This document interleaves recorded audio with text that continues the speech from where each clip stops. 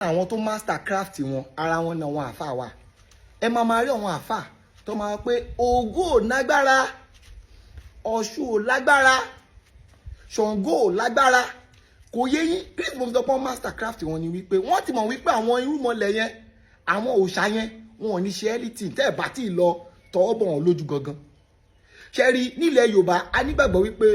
tó bá ti wá ta mí láyà o ò bá máa bú mi ọ̀fẹ́ lóhùn. So wọ́n ti master craft wọn tó jẹ́ wípé wọ́n ti mọ̀ wípé táwọn ò bá tí ì kọjá ìyára wọn lọ bá àwọn òrìṣà yìí tó bá jẹ́ pé ọ̀rọ̀ ẹnu lásán wọn ò tí lè ṣe anything fún wọn. Reason mo fi sọ bẹ́ẹ̀ lélẹ̀ everybody ló mọ hydrochloric acid pé tó bá dà sára èèyàn máa bó tòrótòrò kí wá hydrochloric acid ò lágbára tó bá dà sára mi kò lè ṣiṣẹ́ mi ò dẹ̀ dà sára mi o. Ṣé mo rí pé hydrochloric acid yẹn kọ́ máa wò ní tiẹ̀ ni gbà tó o bá ti trespass lọ bá òun ni ọ̀rọ̀ tó wà lẹ́yìn. Ṣé wá rí àwọn òrìṣà ilẹ̀ Yorùbá àbáwọn irúnmọlẹ̀ wọ́n ní èèwọ̀ tí olúkálukú wọn kórìíra nígbà tó wà láyé. Àpẹẹrẹ èṣù láàlú ògìròkò ó kórìíra àdín. èmi kọ́ tèmi wá expect látọwọ́ àwọn àfáà ẹni wípé èṣù ò lágbára ẹgbẹ́ èṣù wá àbí ẹja lọ sójúbọ èṣù èmi àfáà lágbájá máa àpẹ̀lú àtìlẹ́yìn ànábì àti Allah máa fún èṣù yìí ní àdì kò sí nǹkan kan tó máa ṣe mí. Nǹkan tí akéde ń wá ní enough of talking èṣù lágbá ó wà lórí ó wà níbi tó ti ń ṣe wáṣì òun demonstration ṣé bí wọ́n ṣe ń bínú lo pé èṣù ṣe ń bínú ni àbí bí wọ́n ṣe ń bínú lo pé Ṣàngó ṣe ń bínú ni.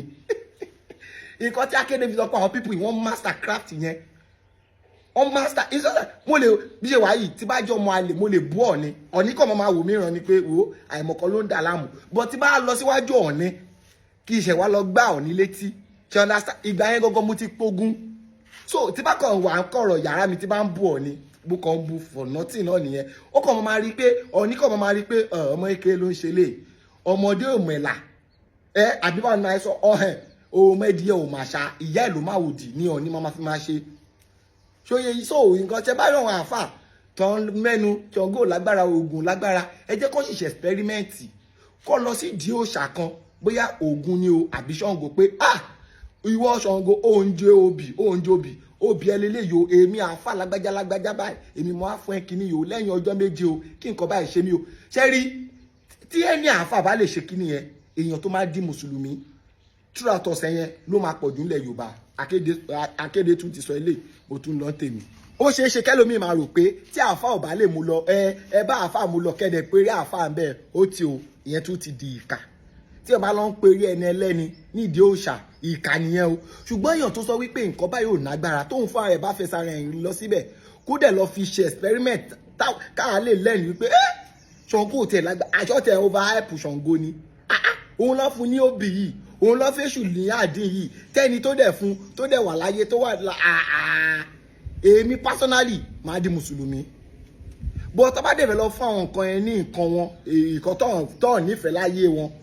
kó ṣe fídíò kó ṣe live ká dẹ̀ máa rí kí gbogbo wa rí pé àfáyì èèyàn Ọlọ́run ní lóòótọ́ èèyàn Allah ni èèyàn ànábì ní lóòótọ́.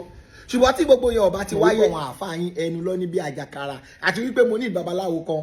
tó ní ojúbọ Ṣàngó àbí èṣù tó yẹ pé a lè fi ṣe experiment yẹn kó má kọ̀ lọ jẹ́ ní ojúbọ. So ẹni àfáà náà tó bá dángájíá kóun náà sọ̀rọ̀ èmi tẹ̀ fẹ́ gbà Allah mo dẹ̀ fẹ́ gbà ànábì gẹ́gẹ́ bí òjíṣẹ́ Ọlọ́run báyìí. But tí nǹkan yẹn ò bá ti ṣẹlẹ̀ o dey play á jẹ́ pé irọ́ ń parọ́ fún irọ́ ni o.